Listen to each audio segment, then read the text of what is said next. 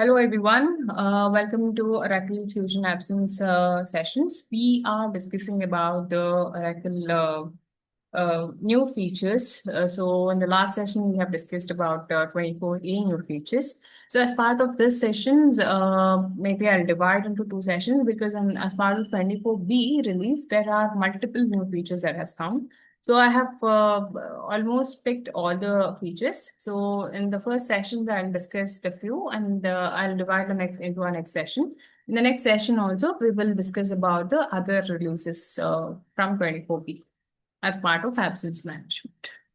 Okay, so we will get started with the first one. The atom feed and event support for absence cases. What it basically is saying is, so we know absence cases has been more enhanced in the Redwood.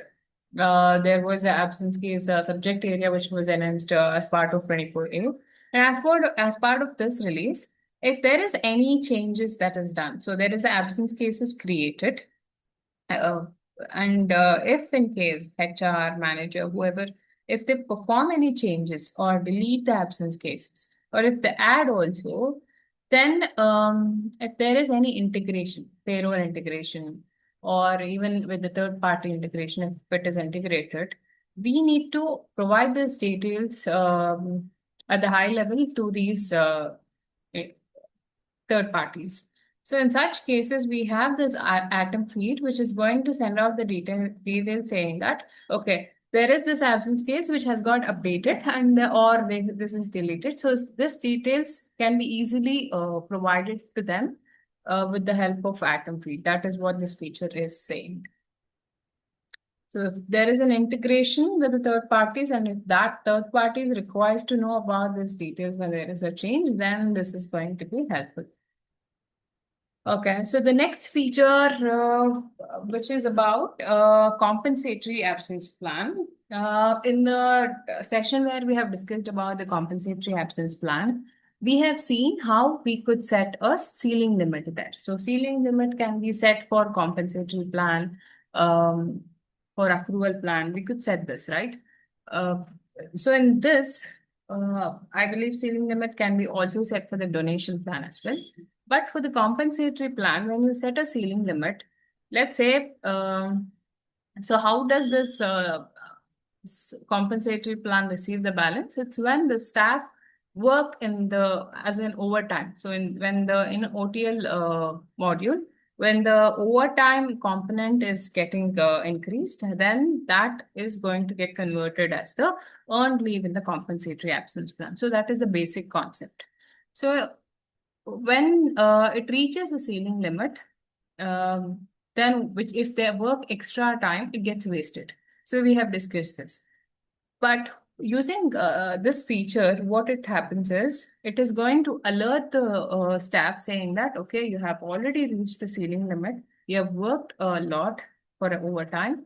Now, if you work further, you would not be able to add any compensatory balances.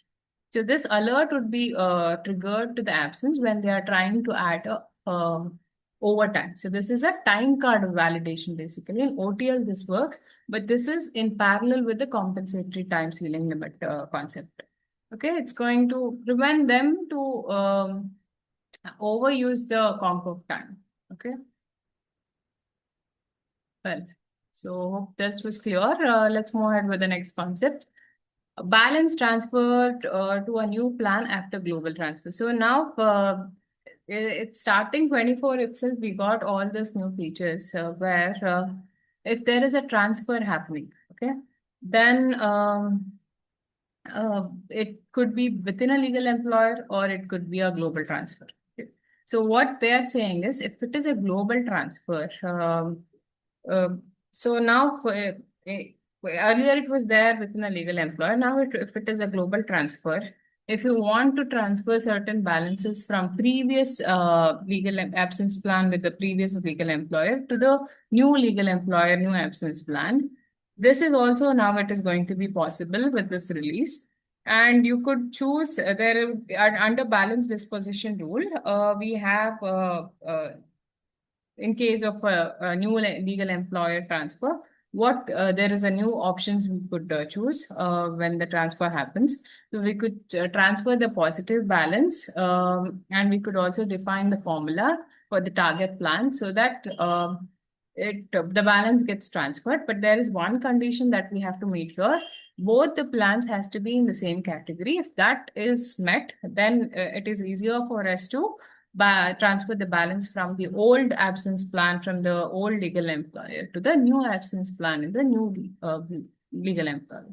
So this is going to be a seamless transaction. That's what this feature is saying.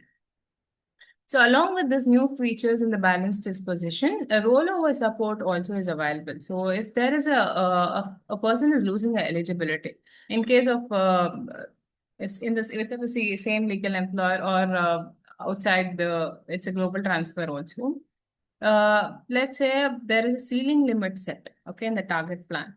So once the ceiling limit is set, if there is a 10 remaining balance in the old plan, and they have a ceiling limit uh, based on the new balance as well as the transferred balance, they have touched that ceiling limit. But still, there is 5 days of balance left. So what do you do with this 5 days? You don't allow them to get wasted.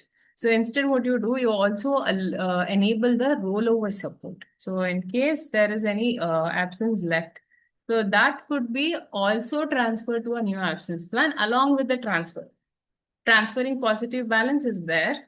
So along with it, you could enable this as well. Okay. So in this global transfer, along with transferring positive balance, there is one more checkbox that is to retain carryover rules.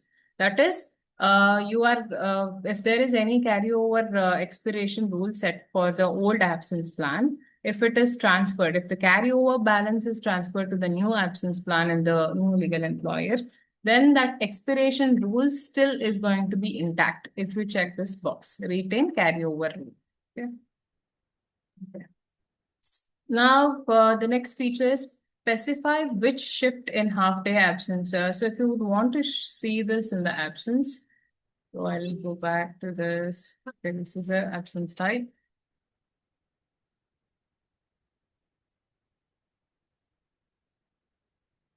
We'll go into absence plan. So here, if I just select some accrual plans.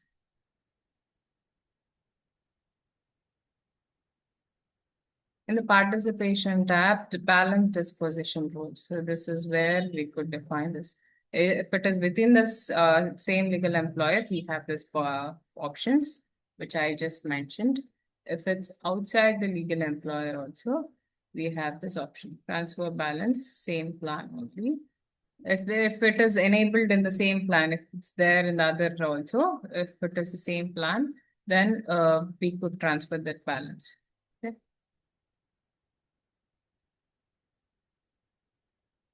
So I'll just click on correct.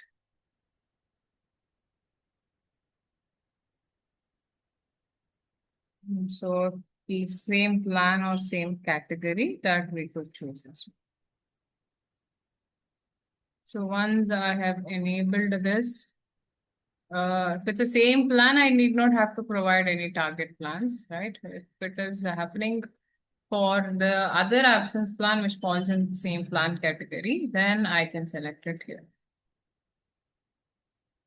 The rollover options also, we have it for within the legal employer out to transfer to a new legal employer. So it's there. The other options that we have, the next feature we have got is specify which shift in the half day absence. So this is a Redwood feature. We know that we can enable in the absence type, we could enable the partial day absences. So when it is enabled, we get to choose the half day absence. But with this new feature in Redwood, we can say which half day I'm going to take absence. Is it first half or is it a second half? So this is something which is going to be helpful as well because in the organization in the real time, we understand the manager would be able to track, okay, the first half they are not there, but the second half they are able, I would be able to connect with them. So this way, the exact details would be given for all the staff and managers. Okay, so it's also helpful and available in Redwood. The next thing is identify the last job request ID that updated a transaction. So here, so we have some absence entries table, absence enrollment table. So all these tables, ANC absence entries table, ANC absence plan enrollment. So all these tables are now included with one more column. So what it is job request ID. So how is it going to be helpful is when you update the process or when you make use of ESS job process like uh, update enrollment, calculate accrual process. So this process would run on a regular basis. So that's how the accrual gets updated, right? So this reports now, these tables which I mentioned, it's going to include with the last job request ID, a column as well. So it's another enhancement as part of this release. So you would be able to track who updated because of this, what has changed. So it helps us to track when was the last time the process was run and who had run it. Was it because of the scheduled process or any individual has run it? We will be able to track them. Okay, that's as part of ESS job as well as the absence tables. And now we have improved support for parallel ESS job. So here, this is enhancement with the performance of the ESS job, which is update accrual enrollment process, calculate accrual enrollment process, as well as withdraw accrual and evaluate absences. These are the ESS jobs as pertaining to the absence management. So the performance of these jobs have been enhanced. So it's like if it is running parallelly also, if both the processes are running, it very neatly it is going to pick the employees and it is not going to cause out any error. So the performance has been increased as part of this feature. And then associate compensatory and qualification plan to same absence type. So earlier compensatory plan, we were only able to add them to the generic absence, but now we can add them to the the other pattern as well, childbirth and placement, illness and injury. So to all the absence patterns, we could add the compensatory leave. Along with it, you could add it to the absence type, which has the other absence plans as well, like qualification plans, accrual plans. So if there are such plans also, you can add this compensatory plan.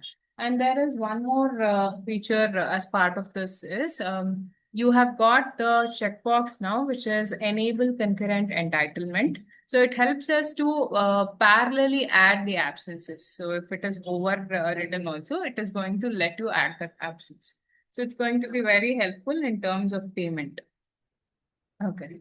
So I'll continue the next features in the next sessions. We will just divide this into two sessions. I'll see you again. Thank you.